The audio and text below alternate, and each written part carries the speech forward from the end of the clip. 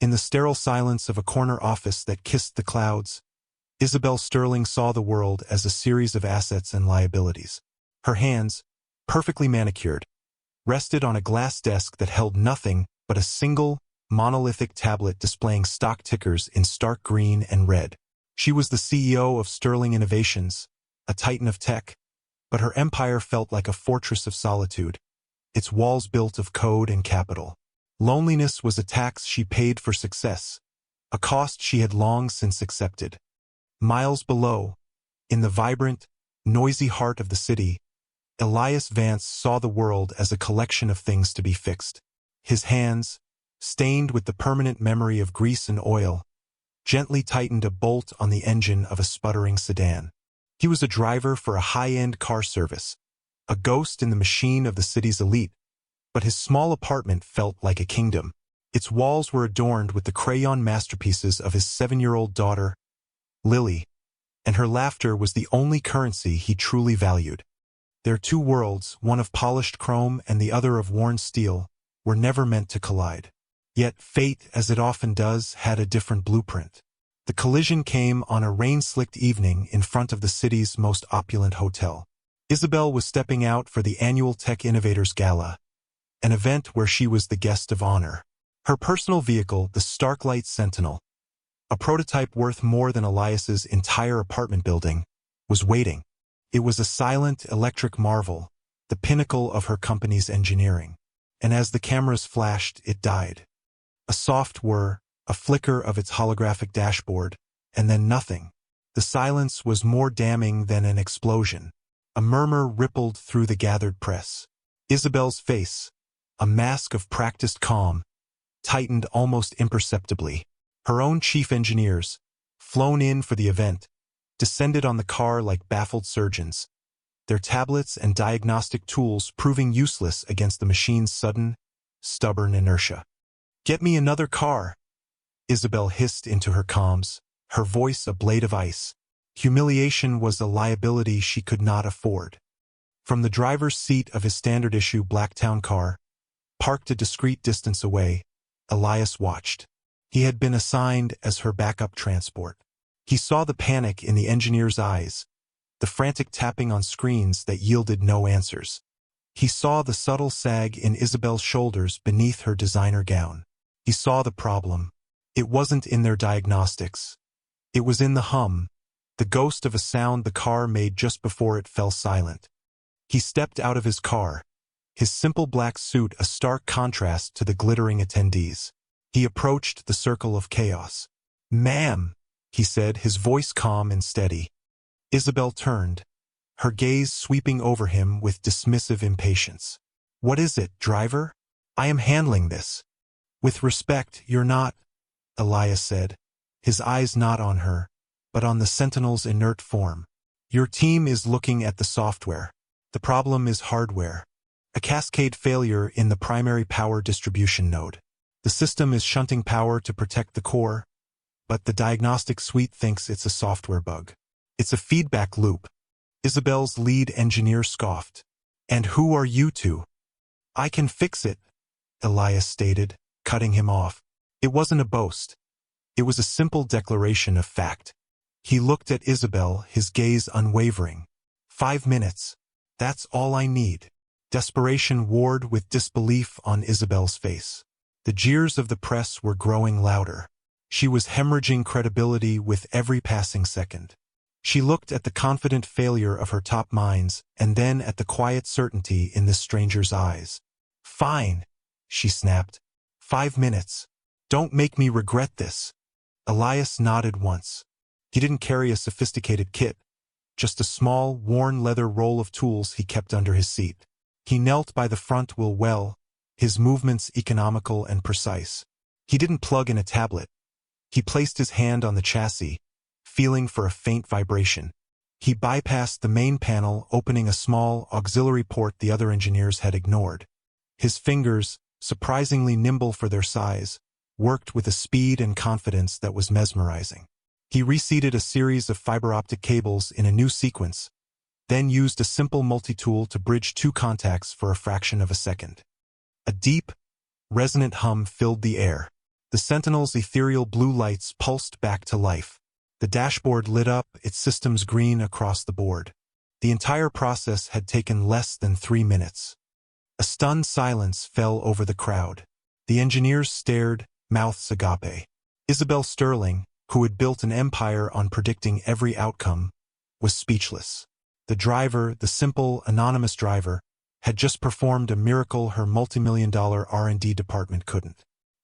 He stood up, wiping his hands on a small rag he pulled from his pocket, leaving a faint smudge of honest work on the Sentinel's flawless finish. "It should hold," he said simply. "But you'll want your team to replace the entire node tomorrow. It's a design flaw." He met her astonished gaze. "Have a good evening, ma'am." He then turned and walked back to his town car, his duty done. The next morning, Isabel's office felt smaller. The view felt less commanding.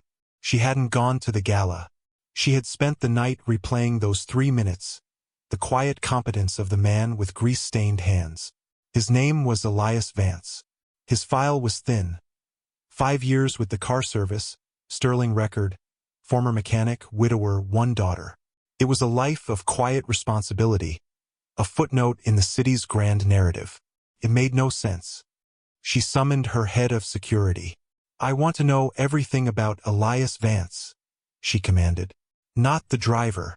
The man he was before." The report that landed on her desk 2 days later was the second shock in a week. Elias Vance wasn't just a former mechanic. He was Dr. Elias Vance, the prodigy who had graduated top of his class from the most prestigious engineering university in the country. He was the lead systems architect for a rival aerospace firm, the mind behind the legendary Helios engine, a design still studied for its efficiency and elegance. He had been on a trajectory to revolutionize the industry, and then 6 years ago he had vanished. He'd resigned abruptly after a closed-door ethical dispute, forfeiting a fortune in stock options and a career that was the envy of his peers. He had disappeared from the world of innovators and reappeared in the world of service, trading a lab coat for a driver's uniform. As Isabel stared at the file, a new crisis was brewing. A catastrophic glitch had appeared in Sterling's new global logistics software, Nexus. Shipments were being rerouted, data corrupted. It was chaos, and it was costing the company hundreds of millions a day. Her fiancé and chief operating officer, Marcus Thorne, was at her side, his face a mask of concern. "It's a cascading failure," Marcus said, his voice grave. "It looks like a fundamental flaw in your design, Isabel. The board is panicking." His words were supportive, but his eyes held a flicker of something else, something cold, something triumphant. The narrative was already taking shape in the media. Isabel Sterling's ambition had outpaced her ability. The glitch was her fault. Isabel felt the walls of her empire closing in. Her engineers were lost, just as they had been with the Sentinel. They saw only chaos, a million lines of corrupted code. But Isabel now knew someone who saw patterns in chaos. She swallowed her pride, a bitter pill. She knew what she had to do. She found Elias not in his car, but at a small city park, pushing Lily on a swing. The scene was so achingly normal, so far removed from her world of crisis and code. Lily's laughter was a bright, pure sound. "Mr. Vance?" Isabel began, her voice feeling alien in this place of simple joy. Elias stopped the swing, his expression unreadable. "Ms. Sterling." Lily, a small girl with her father's serious eyes, looked at the powerful woman in the severe business suit. "Daddy, is she a queen?" Isabel managed a faint smile. "No, sweetie. I'm just in trouble." Elias's posture softened. "What do you need?" "I need the man who designed the Helios engine," she said, her voice barely a whisper. "My company is under attack. My software is collapsing, and no one can figure out why. They say it's my failure, but it feels wrong. It feels like sabotage." Elias looked from the desperate billionaire to his smiling daughter. His old life was a ghost he had buried for a reason. But he also saw in Isabel's eyes the same look he'd had 6 years ago, the look of someone being crushed by a system they could no longer control. "Mommy said helping people is the most important job," Lily said, her small voice cutting through the adult tension. She slid off the swing and walked to Isabel, holding up a slightly crumpled drawing of a smiling sun. "This is for you, so you won't be sad." Isabel took the drawing, her manicured fingers tracing the crayon lines. For the first time in years, a crack appeared in her armor of professional detachment. A genuine, vulnerable emotion. She looked at Elias. "Please," she said. That night, Elias Vance walked into the sterile, panicked war room of Sterling Innovations. He wore the same simple suit, but he moved with an authority that silenced the room. He didn't look at the frantic projections on the walls. He asked for a single terminal and a cup of black coffee. For hours, he sat in silence, his fingers flying across the keyboard. He wasn't just reading code. He was listening to it, sensing its rhythm, its pulse. "It's not a glitch," he said finally, his voice cutting through the room's exhausted hush. "It's a ghost, a piece of malicious code hidden inside a security patch uploaded 3 months ago. It's designed to mimic a system failure, but it's deliberately rerouting your most valuable data to an external server." He pointed to a single line of code. "And this signature, I've seen it before." His mind flashed back 6 years, to the ethical dispute that had ended his career. He had refused to approve a flight control system because of a hidden backdoor he'd discovered. A backdoor planted by a ruthlessly ambitious colleague who wanted to sell the vulnerability. A colleague who had then orchestrated Elias's professional ruin. That colleague was Marcus Thorne. "It's Marcus," Elias said, looking at Isabel. "He's been stealing your intellectual property while positioning himself to take over the company when you take the fall for the failure he created." The betrayal hit Isabel like a physical blow. Marcus, her fiancé, the man who held her hand while he sharpened the knife. The pieces clicked into place. His feigned concern, his subtle digs at her competence, his constant presence in the data center. "Can you prove it?" she asked, her voice trembling with a cold rage. "I can do better," Elias said, a fire in his eyes she hadn't seen before. "I can trace it, and I can set a trap." For the next 48 hours, they worked side by side. It was an unlikely alliance. The reclusive genius and the cornered CEO. He was the architect, she was the strategist. He navigated the labyrinthine depths of the code, while she used her corporate power to grant him access and run interference. They found the external server, the stolen data, the digital breadcrumbs that led directly back to a shell corporation owned by Marcus. They had him. The trap was set for the emergency board meeting Marcus himself had called to have Isabel removed. He strode into the boardroom with the confidence of a predator who had cornered his prey. He laid out a damning case, complete with falsified reports from engineers he had coerced. "The evidence is irrefutable," Marcus concluded, his voice dripping with false regret. "Isabel's Nexus project is a catastrophic failure. She is no longer fit to lead this company." "You are right about one thing," Isabel said, her voice ringing with newfound strength as she stood. "The evidence is irrefutable." The boardroom doors opened, and Elias Vance walked in. He was no longer just a driver. He was the ghost of Marcus's past, returned to deliver judgment. On the main screen behind the board, Elias projected not a slideshow, but a live look at the company's servers. With a few keystrokes, he isolated the ghost code. "This is not a failure," Elias announced, his voice steady and clear. "This is a heist." He methodically dismantled Marcus's lies, showing the board the hidden code, the rerouted data, and the offshore accounts where Marcus had been preparing to sell Sterling's most valuable secrets. The final piece of evidence was a hidden audio log, recovered from the server, of Marcus on the phone with a competitor, finalizing the sale. His voice, smug and treacherous, filled the stunned silence of the room. Marcus Thorne's empire of deceit crumbled in a matter of minutes. Security escorted him from the building, his face a mask of disbelief and fury. The board, humbled and grateful, gave Isabel a unanimous vote of confidence. In the aftermath, as the company stabilized, Isabel stood with Elias on the observation deck of her building, the city lights sprawling beneath them like a galaxy of possibilities. I owe you everything, she said, her voice soft. My company.